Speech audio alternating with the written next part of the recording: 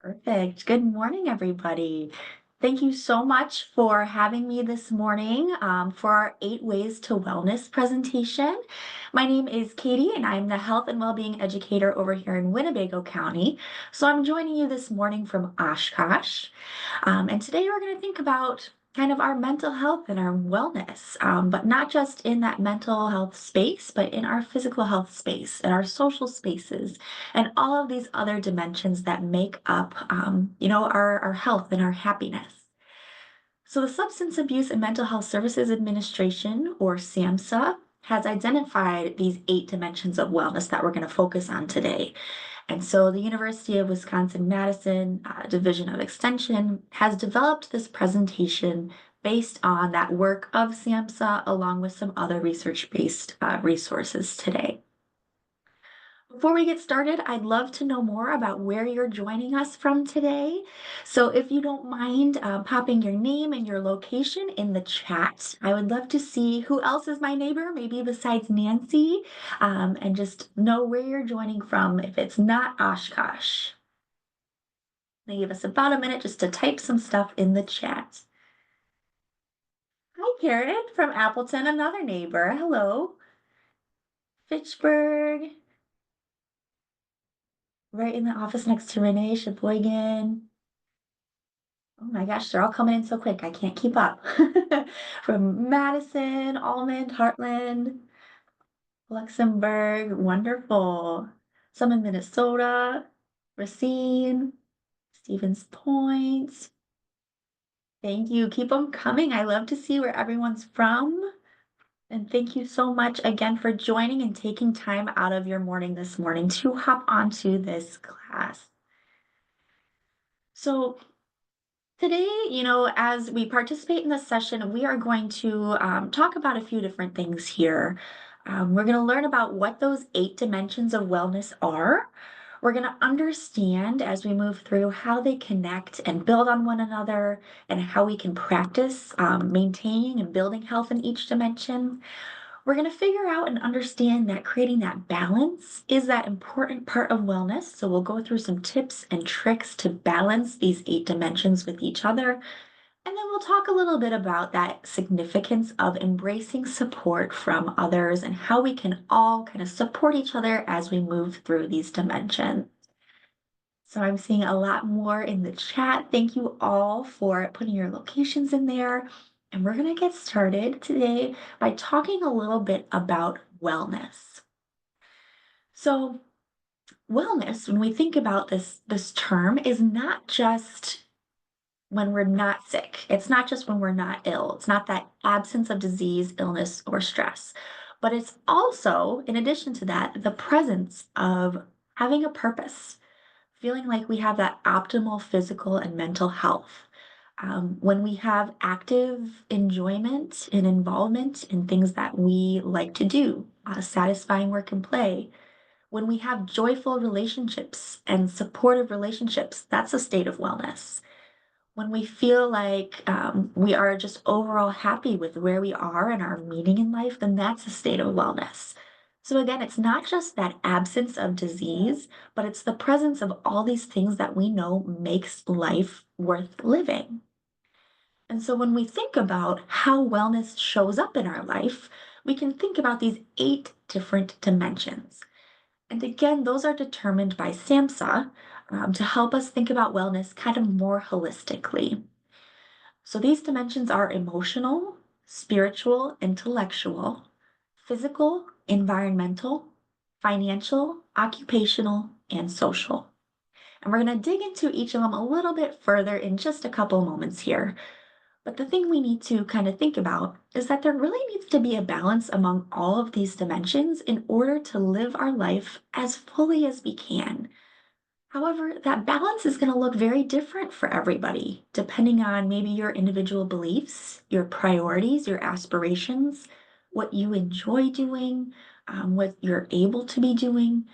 And so the goal is to really find that personal harmony with those dimensions that feels the best and the most authentic for you. So as we move through, we just kind of want to keep this in mind of where are you feeling and how are you practicing wellness in each of these dimensions? And then how do we create a more balance so that we have wellness in as many spaces as possible? Let's get started here on kind of that top of the wheel with our emotional dimension. So, when we think about our emotional wellness, this first dimension that we're going to talk about, we want to think about coping effectively with life and creating satisfying relationships. So, this is all about kind of how do we recognize the emotions that we're feeling, the things that are going on in our bodies. How do we create that awareness and then express those feelings to people that you trust? How do we, when we're in a space where we're experiencing uncomfortable emotions, seek support and bring ourselves out? What coping skills do we use? Where are our strengths and where can we maybe improve upon our emotional wellness to bring about, again, just the best overall being that we can be? So, in the chat, or you can unmute, I'm just kind of curious if I were to ask you, how are you doing today? What would you tell me? Let's do just an emotional check in the chat or unmute. How are you doing today? We can be very honest. How are we feeling? What is going on? For me, I'm a little tired. I'm not going to lie. It's morning. It's a Wednesday. So far, so good. Doing okay. Mary's on my same page. We're tired. Any other kind of just emotional check in space? This is our time. How are you doing today? A little stressed? Yeah. Comfortable? Doing good? More tired? Nancy's looking forward to this. Thank you, Nancy. Lynn's doing great. Kind of moving a little slow this morning. Feeling well, not enough sleep. Yeah. So when we think about again those kind of emotions that we're feeling and how it's going in our bodies, one of the things that might help is to just practice maybe a little bit of mindfulness. This is one strategy that we can use for improving or maintaining that good emotional health. When we're constantly thinking about, all the things that we have to do later, or all the things that have already happened in the past, what might go wrong in the future, it's easy sometimes, especially in maybe the climate that we're in right now, to feel a little stressed, overwhelmed, unsure, maybe just kind of tired, maybe just we're kind of here and we're taking it day by day. However, if we practice mindfulness, if we focus on just being in the present, that's one way where everything might seem a little bit more manageable. So, this concept of mindfulness is really about focusing our attention on the present moment while calmly acknowledging and accepting whatever's going on in our body, those feelings, thoughts, body sensations, just being aware of what's going on inside and then all that's happening around us. So it means not living your life necessarily on autopilot, but being very intentional about taking action. And it's a way to kind of calm our minds so that we can be more relaxed, refreshed, attentive. So as we kind of move forward, I like to start with this emotional wellness space because we start with talking about this mindfulness. And I want us just to practice this together for a moment. So I'm going to ask us all to just do this activity with me. We're going to take a few deep breaths. I'm going to ask you to take a deep breath in and out. Deep breath in and out. And as you take that deep breath in, thinking about clearing your mind and blowing out all of those stressors just for this next 45 minutes that we have together. Do one more.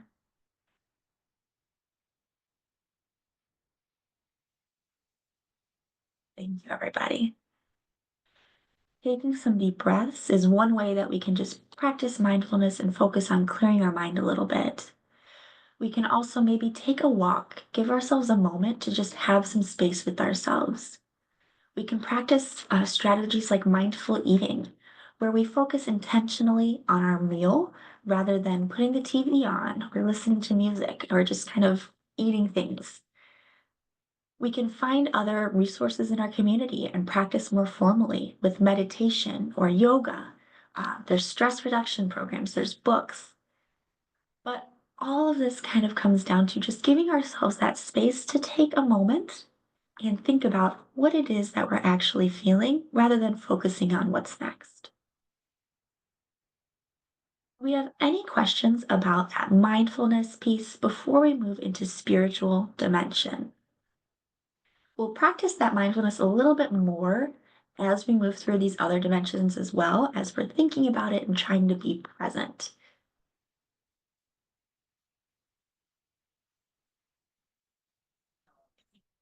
Let's move into that spiritual dimension then, and it'll kind of build on that mindfulness space.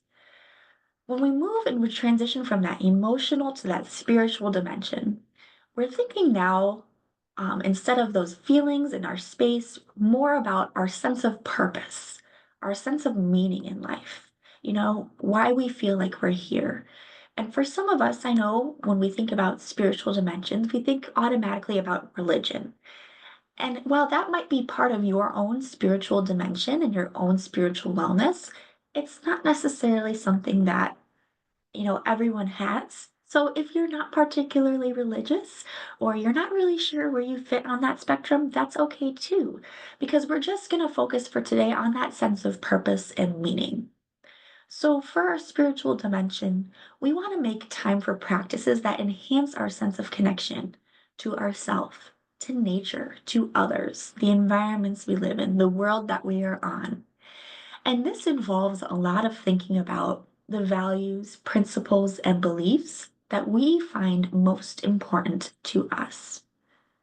So, whether that's us seeking out those values, purposes, beliefs, principles by finding a community whose spiritual principles we share, or whether that's internally where we're just kind of thinking to ourselves and learning that about ourselves, identifying that, either way contributes to our spiritual wellness.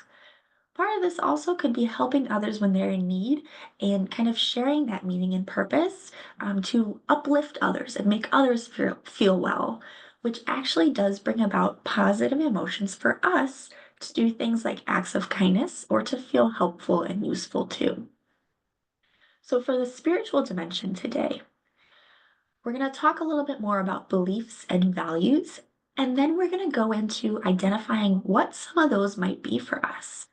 So, one of these strategies is to be in touch with what we believe, our core beliefs and core values. Knowing this is like having an internal compass that helps guide us in a variety of areas in our lives, especially in times where we're struggling and we're questioning things and it's difficult. So, being in touch with what it is that we find meaningful can help us do a variety of different things. It helps us decide maybe what kind of education or job we are pursuing or have pursued. It helps us pull ourselves out when we're stuck in a spiral of negative thoughts. It helps us strengthen relationships with family and friends, especially when we surround ourselves by people who share our beliefs. And then it even helps us deal with physical pain and discomfort. There's actually research that has shown that being in touch with your values kind of helps regulate those emotions and bring about more positive emotions in stressful experiences, which helps with, those physical symptoms that we might experience when our cortisol goes up and we're experiencing high stress. So, thinking about beliefs and values, we're going to do a quick exercise here. And I know it looks small, so give me one moment. I have more on the next slide. But here's what we're going to do. I have on the next slide a list of just some values examples. And what we're going to do is I'm going to ask you to read through the list and pick out maybe three things that really stand out to you and resonate with you. Three values that you can see within yourself. And once you pick those, I'm going to ask you to share those in the chat or unmute and kind of explain maybe why did that resonate with you so much? Why do you see yourself in that value? So let me pull up a bigger list here. You can either type in the chat or unmute, but take a moment, just a minute to kind of read through the list And then let me know, what are some things that stand out to you? What are some of your values?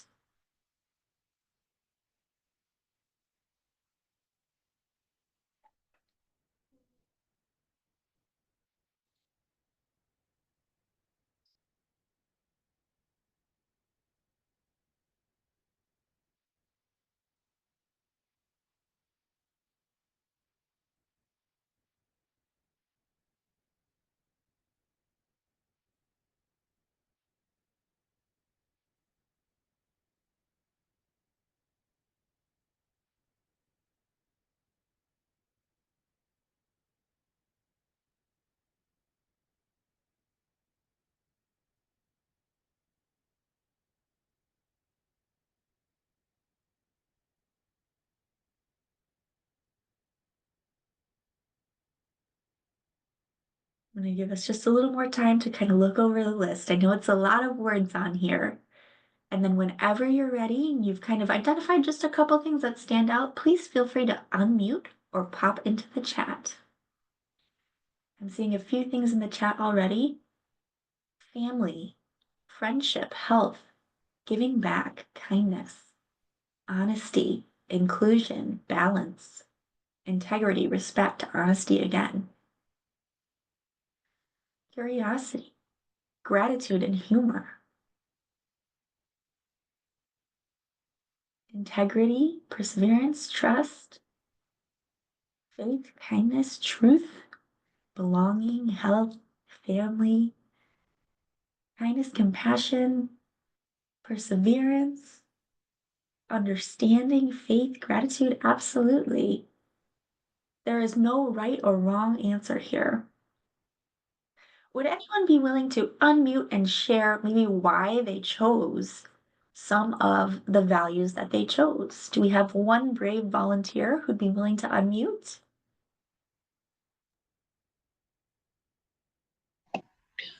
Hi, hi, this is Ruth. One of the ones that I chose was health. And I chose that because 10 years ago, I went through a very severe cancer, stage 3/4. And so I think if I don't have health, I can't participate or enjoy these other things that you have listed. Absolutely. Thank you for sharing that, Ruth. I really appreciate you coming off mute and being vulnerable with us today. Thank you. Would anyone else like to unmute and share maybe just why they chose one of their words, one of their values? This is Karen. And the political world we're in right now, I think that's where my words came from today. So I won't get into any of the politics of life, but I really think honesty, integrity, and respect are so vitally important. And we're hearing that from the voices. Absolutely. Thank you, Karen, for sharing. It's a very uncertain time, lots of changes right now. Would anyone else like to share? Maybe one more person. Why did you choose Kind, your values? kindness is one that kind of sticks out for me in terms of circulating in the world and meeting people. Right, absolutely. I think that's one that I've chosen for myself as well. It's definitely a value to me to treat people the way that I wanted to be treated, right? So thank you all for sharing in the chat. As we kind of identify these values, I want you to think as we move forward, how do these values show up in your other dimensions of wellness? And, how do they influence maybe the experiences that we have where we're practicing these strategies in these other places? So, kind of moving on from here, we're going to now move to that intellectual dimension. Our intellectual dimension is really about recognizing the creative abilities that we have and finding ways to expand knowledge and skills. And we know that this isn't just going to classes and sitting in a classroom behind a desk. There are ways to learn and express ourselves, beyond that. Being here in this space right now virtually is one way. If you're an avid library goer, then maybe that's another way for you. Reading a book, listening to a podcast, listening to music, going out and exploring new places in your community could be a way to build intellectual wellness. Um, creating connections and relationships with people who can have conversations with you that stimulate your mind and are really deep. Um, and, just having that space to learn and grow in that way. Seeking out others who don't share your opinions and trying to learn more about them can be a way to build intellectual wellness. And so today, knowing that this whole time that we have together is a way that we're building that, I didn't want to do an activity that was super, super deep, but I did want to talk a little bit about more of those benefits on what intellectual wellness is, and then maybe play just a little game together. So this involves, really anything that keeps our brains active, our intellect expanding, and keeps us expressing ourselves in many different ways. We know that stronger minds are more resistant to decline related to dementia, Alzheimer's disease. Intellectual wellness leads to lifelong learning, healthier habits, improved critical thinking, and creativity. We have new ideas, activities, opportunities. It helps us keep up with current events. And it also, can make for small or large accomplishments. So, for example, that knowledge of medicine from Hippocrates saves the lives of many in the world today. So, thinking about how just these ideas build and grow into bigger things. When we think about maybe development of study skills or time management, that fits into intellectual wellness. And that enhances one's memory power, our ability to recall things, our concentration. It helps us with our problem solving and coping skills. And it also helps us develop our own ideas, our own values, our own views and opinions. So, coming from, again, that spiritual wellness and that purpose that we feel, the more that we learn and grow and take those opportunities to build our own intellect, it'll help shape really who we are and the beliefs and values that we feel. So, thinking about this, I'd like us to go through just a little game here to practice intellectual wellness in a more fun way. So this is on the screen called a rebus puzzle. A rebus puzzle. And if you've never heard of a rebus puzzle before, it is kind of a image, a visual representation of a word or a phrase, and kind of like a brain teaser that you have to figure out. What we're trying to do is figure out what this word or phrase could be based on the image or the text on the screen. So here we see on top a rest. Underneath we see the word your. So for example, this first puzzle would try to figure out, would say you're under arrest. That would be the word or phrase that we're trying to get to. So I have on here a few other examples I'd like us to go through. And I'd like you to guess in the chat or unmute what you think the next one stands for. So the next rebus puzzle, here it is. Do we have a guess in the chat or unmute? Sit up, very close. Sit down, that is the one. So since sit is down, kind of coming downward, we're gonna say sit down. It could be sit up. I could see that too. But absolutely, you've got it all right. How about this one? I'm on top of the world. I am on top of the world. Thank you, absolutely. How about this one? Tricycle. Tricycle. How about this one? Foreign language. Foreign language.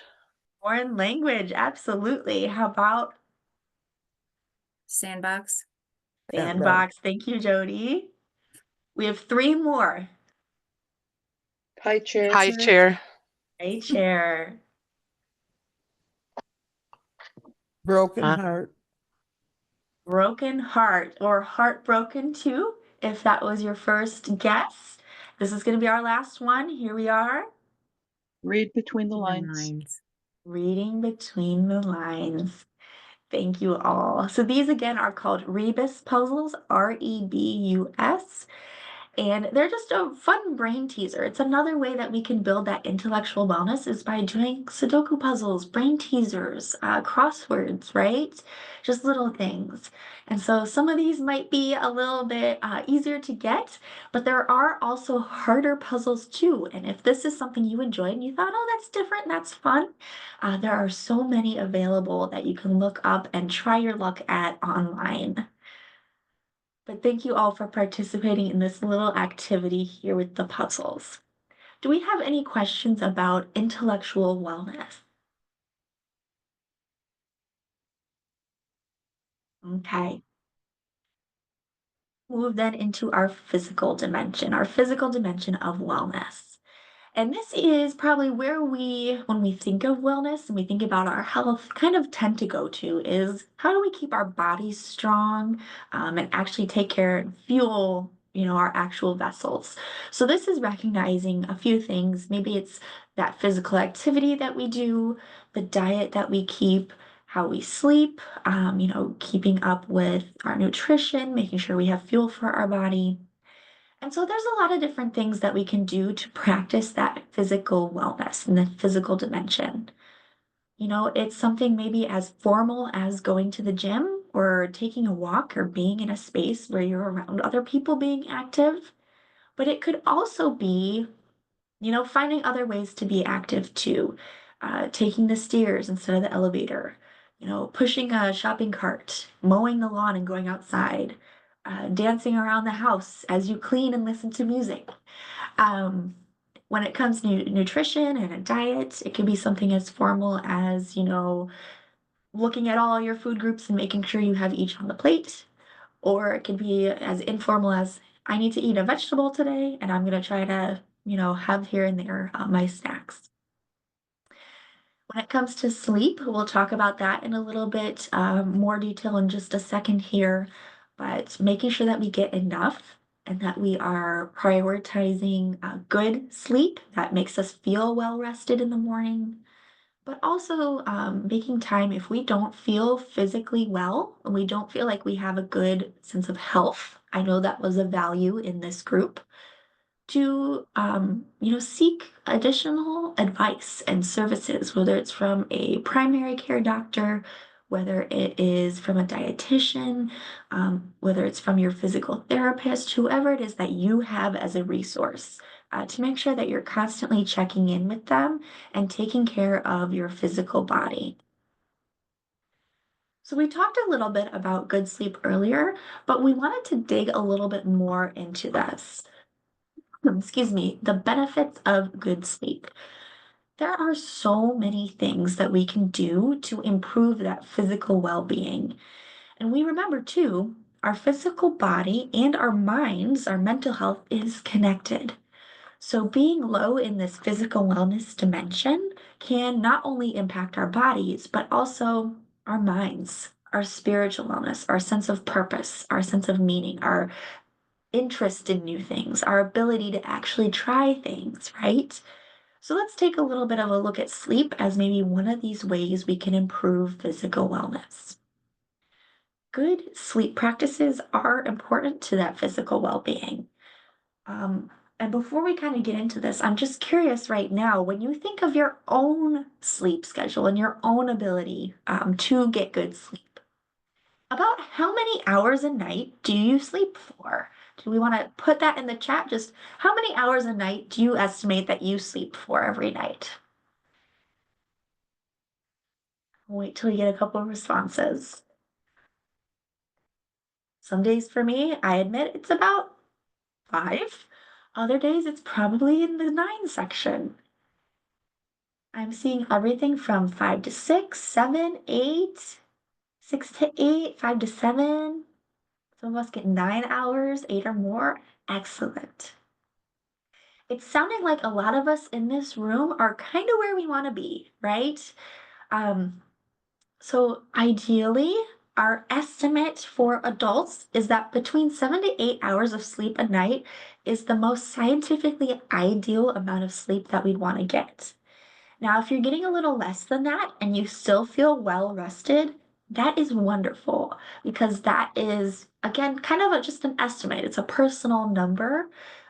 So depending on your own experiences, you might need a little more or a little less. But we're aiming for about 7 to 8 hours of sleep or until we feel well rested.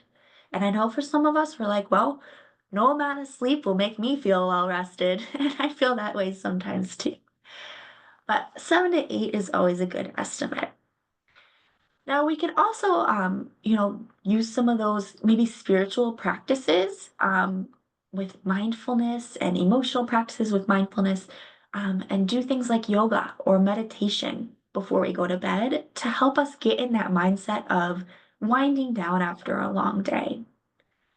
Other tips and tricks for good sleep include um, making sure that we are just prepared. So, avoiding things like exercising before bedtime.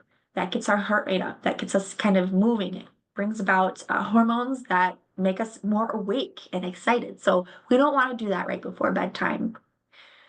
Things like screen time for right before bed are things we want to avoid because, again, that's our interactions with the light are going to make us feel more awake. And so when we're trying to sleep and wind down, that's not necessarily matching up there, right? And then we also want to avoid large meals before going to bed because, again, meals are giving us energy. They're making our body start to do some work of breaking those foods down in our stomachs. And so we want to kind of slow down our processes rather than speed them up. And as we kind of rest and relax for the night, avoiding exercise, screen time, and large meals can help. One other tip or trick that I like to practice before I go to bed, because I find that I'm a person who my mind races when I'm trying to sleep, has been actually shared by one of my therapists. And so they suggest that you pick a 5 letter word, for example, sleep. And as you're laying in bed, instead of counting sheep or counting back from 100, we can go through each letter in the sleep word and come up with as many words that start with that same letter. So for the word sleep, I would start with S, and then I would think to myself, how many words can I come up with that start with the letter S? And then once I feel like I can't get any more, I'm going to move over to L and then E, E, P. So brainstorming in that way is just one way to pull our attention away from those racing thoughts and concentrate it.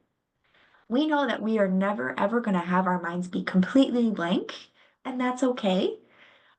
But if we can at least pull our minds in to focus on one thing rather than 20 at the same time, then that'll help us rest and relax and prepare for some really restful sleep. Do we have any questions about kind of that physical health? We know when it comes to physical activity, we're aiming for about 150 minutes every week. You know, when it comes to our diet, we're aiming for just a variety of foods on our plates, fruits, vegetables, protein, dairy, if we can have it.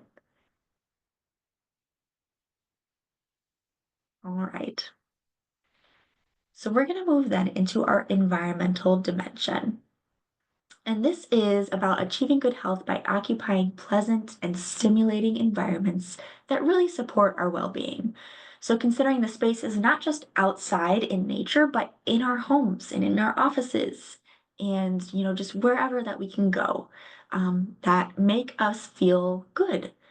So, that can include making sure that they're clean, making sure that they're not cluttered, that we don't have things that we don't need. It can mean actually seeking out spaces that we feel comfortable, going out into nature, or, just feeling comfortable around who it is that we're around in our space. So, what we're going to do is we're going to do a little activity here for this environmental dimension, and we're going to think about our natural landscape. I'm going to show a picture and I'm going to keep it on the screen for 30 seconds. And if the one I share makes you feel a little uncomfortable for any reason, you're more than welcome to look away, close your eyes, imagine a different place. But we're just going to look quietly for 30 seconds at this image. And here it is.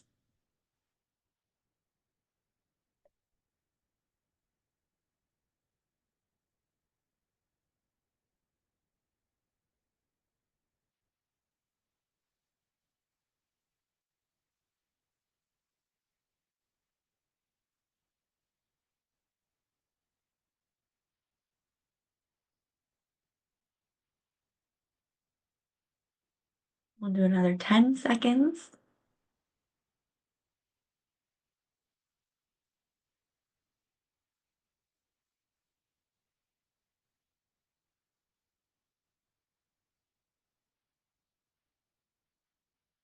All right, I'm going to move forward from this image. As you were looking at the image, you can type in the chat or you can unmute. What kind of thoughts really were going through your mind? Was there a particular place in the image that your mind gravitated towards? Was there something special that you noticed? You can type in the chat or unmute. Just kind of what did that image make you think of? Erin says, I could almost smell the forest. Sarah pictured herself there, hearing all of the sounds of nature. The trail, focusing on the trail. I want to go to the trail. Thank you. So, as you're continuing to type, please feel free to do that. But the reason we do this just really short activity, someone says they're ready to go for a walk, thinking about rustling in the leaves. This activity is actually based on research that has found that just looking at a picture of a forest for 1 minute helps relax our brain. And participants feel more relaxed, they feel more connected, even just looking at a photo. So we can imagine maybe if we're trying to at least look at a photo and get these benefits, how those benefits would be amplified by actually being in the space and not just looking at it on a screen. I see some other thoughts: relaxing, breathing more deeply, thinking about what's at the end of the path I want to explore, right? So, as we think about our environmental wellness, we are looking for places where we're excited to be. And how are we seeking those out? Whether it's that we're going out and taking walks, whether it's at work, how do we make our spaces more pleasant? And thinking about what that looks like for you, right? We're going to move now into the financial dimension. And this is all about really finding satisfaction with our current and future financial situations. So, setting ourselves up for success, being creative about budgeting, spending, finding people who can help us with our finances, managing those at no or low cost, and exploring ways to prepare ourselves for our future, whether it's using a piggy bank or actually opening a savings account. Now, I will admit, this is not my dimension of expertise. My background is more in that physical space, the mental wellness, the nutrition, the physical activity. But I did want to provide just a couple of tips and tricks here, and to note that Extension does have resources for financial wellness. So I don't know if Sarah, you wanted to maybe pop a chat or a link in the chat to maybe some of those programs. But for now, we'll just kind of talk a little bit about maybe some strategies here. First, what contributes to financial well-being could be feeling like you're successfully managing day-to-day expenses, knowing what's coming in and out, knowing what bills are coming up. And thank you, Sarah. Sarah just put some financial well-being programs in the chat at that link. We can also think about, how are we planning ahead? How are we budgeting? Do we have an emergency fund? Do we have a savings? And how do we create that? Thinking about too, what are our goals for saving? What are our goals for being able to be financially well? And how do we make progress towards those? And then being able to get to a point where we have that freedom of choice. We can be at a point, how do we get there where we are able to spend money on the things we want and still feel comfortable with being able to afford the things that we need? So while we're not going to practice this today in this group with a small activity, again, I'm going to encourage you to check out that link in the chat to some of our extension programs that focus specifically on financial well-being, and to talk more with the experts, because I admit I am not one in this case. And thank you, Sarah, again for sharing. All right, we're almost there. We have two more dimensions to talk about. So our next one is kind of moving into that job space, our occupational dimension. And this really fits with our environmental space. It fits with our financial health, because this is often how we earn money, is by having a job or having something that we do as a hobby that brings us, money in. So when we think about occupational wellness, we want to also think not just about having a job to earn money to live, but having a job where we feel personally satisfied, where our work and our hobbies that we do make us feel good, make us feel connected, that we're passionate about. It involves maybe strategies such as if we're at work and it's a long job, taking breaks, figuring out how to have those moments to ourselves during the day where we can rest and relax, being able to learn from our mistakes, noting that everybody makes them, and communicating with others regularly to get support when we need, to feel like, again, we have everything in the workplace or in our hobby place that we need to thrive in doing this work. So, as we're kind of thinking about this, I like to think about psychologist and researcher Carol Dweck. And Carol has said that effort is one of the things that gives meaning to life. Effort means that you care about something, that something's important to you, and that you're willing to work for it. It could be an impoverished existence if you were not willing to value things and commit yourself to working towards them. So we want to know, where are you going to place your effort? Where are you going to put your effort into something that you're doing? Are you going to put your effort into something that you actually care about, that's important to you, that you're passionate about? Or are you placing your effort into things that don't really mean much to you and don't build that spiritual wellness, that sense of connection and meaning? For this, we want to know our values. We want to know our personal strengths. We want to set goals for ourselves that help us build space and do things that allow us to grow and allow us to find joy in our occupation and in our hobbies and in the things that, again, are building a lot of that work and surrounding a lot of that work. So we're going to take just a minute here to kind of visualize what that would look like for us in an ideal world USA. So this visualization is going to be called You at Your Best, and it's designed to use those values that we identified, our strengths, our skills, to think about a time where we were at our best and think about how we fit that into our work. So we're going to do a little visualization here.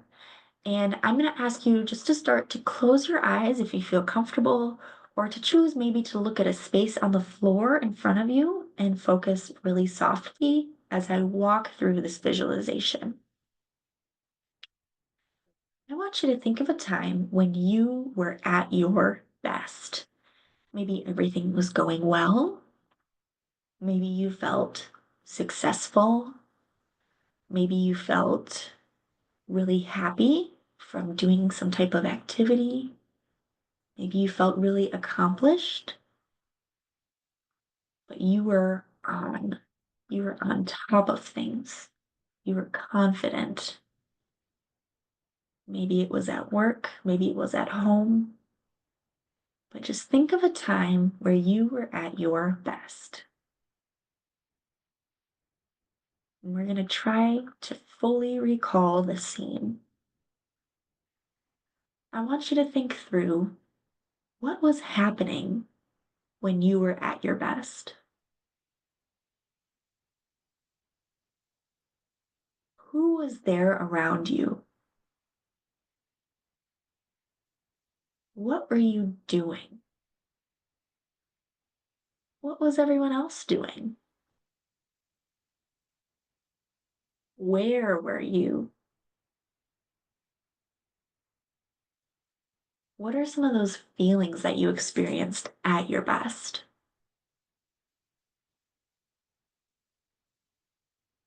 And when you're ready, you can open your eyes, some of those thoughts in your mind, and we're just going to reflect on these questions for a moment. What really stood out to you as you were thinking about you at your best? What was the role that you played in getting that positive outcome that brought about that success? Where do you see those values and strengths and skills present in your life now? Are these things that you practice regularly in your job, in your hobbies? and in your interactions with other people? And if not, what's one goal you can set to continue growing and living your values and your strengths?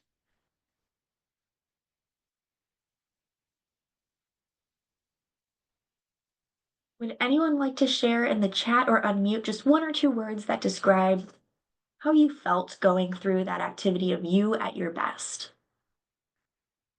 Just a couple words. How did you feel to go through that activity? Feel free to pop it in the chat or unmute.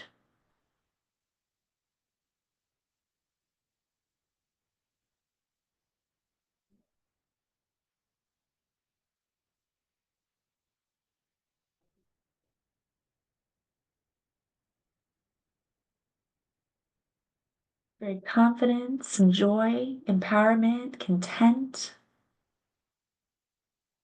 Thank you. I'll give just a couple more seconds for some more words. Happy in my career choice. Thank you, Jane. Excellent. Yeah. And again, we can see when we're at our best, we feel the most confident, we feel the most successful. So when we think about occupational wellness and the space where we're spending a lot of our time, how can we make it a space where we're feeling these emotions and feeling these sensations more often? Very proud of yourself. Absolutely. Thank you. All right. As we kind of wrap up, we're going to work on our last dimension here, and then we're going to talk about just how do we continue to support each other. And that fits into this social dimension space, our eighth dimension of wellness. This is all about developing that sense of connection, belonging, our support systems, and the ways that we kind of build social wellness are, identifying who is there for us in our times of need, making new connections with people and expanding that relationship building that we do. Joining things like clubs, social groups, volunteer groups, this class where it seems like a lot of you are coming back and learning together. And then if we need it, support groups are also an option, to talk through things with people who are experiencing the same things that we are. So as we go through our last activity here, I'm going to ask you to look at these two images. We're going to briefly explore how you prefer to connect with others. I want you to look at these two images, and in the chat or unmute, I want you to let me know which one resonates more with you. Which one are you more drawn to? The one on the left or the one on the right? You can pop it in the chat or unmute. Left with the two faces looking at each other, or on the right with everybody kind of there. Seeing a few for the left, one for the right, couple for the left, couple for the right. Maybe it depends, it's a combination. Absolutely. So that illustration on the left really represents that connection between a couple of people. So a person who prefers this picture more might be a little more introverted and get energy from connecting with just a few people at a time, and then maybe take some time to recharge after being in social situations by spending time alone or, interacting with maybe one person. When they connect, they might maybe explore topics in that more open and deep way and feel more comfortable being really vulnerable. The right side maybe indicates a connection with larger groups of people. Maybe you're a little more extroverted. You like to be around a lot of people at one time. And maybe you get energy by talking about different things with a lot of different people, learning from a lot of different people, having kind of everyone in the same space as you so that you can connect with them all equally. So all of us fit somewhere on this spectrum, and we can be in one side at sometimes and the other side at sometimes. So we're not just one or the other. But we're all connecting in different ways. We have ways that we prefer, and knowing kind of how we like to do that is going to help guide how we build our social wellness. Because we're able to understand how we make those best connections and maintain the ones that we have. So that when we're looking for new connections and new ways to practice social wellness with other people, we can put ourselves in situations that feel the most comfortable to us. We know again that all of these dimensions are interconnected, and we've seen that they build upon each other, right? Our physical dimension is connected so much to, the amount of money that we have and the people that we spend it with and the environments that we're in. Our financial dimension, for example, our financial wellness might affect how we feel we can succeed socially or, occupationally. If our occupational dimension, our job is not comfortable for us, it might be because our intellect is not being challenged enough and our values are not seen enough in that space, right? So they're all connected and they all do work with each other. So practicing one skill or strategy in one space can often have effects in other places too. And as we think about how do we do this together and how do we build this for ourselves and each other, it's really important that it's not just something you figure out for yourself, but something that you interact with others on and you talk with them about to see if there's ways you can support each other, whether it's in that social wellness space, that environmental wellness space, that's physical wellness space. Sometimes it's hard for us to have that motivation to bring about change. Sometimes it's hard because we don't really know where to start. And so getting some ideas from other people, having spaces like this where we can interact and chat and practice a little bit is great. And I hope that you continue to reach out to friends and family and build wellness in these dimensions together. All right. Does anybody have any final kind of questions as we think about other ways we can add in wellness in these dimensions?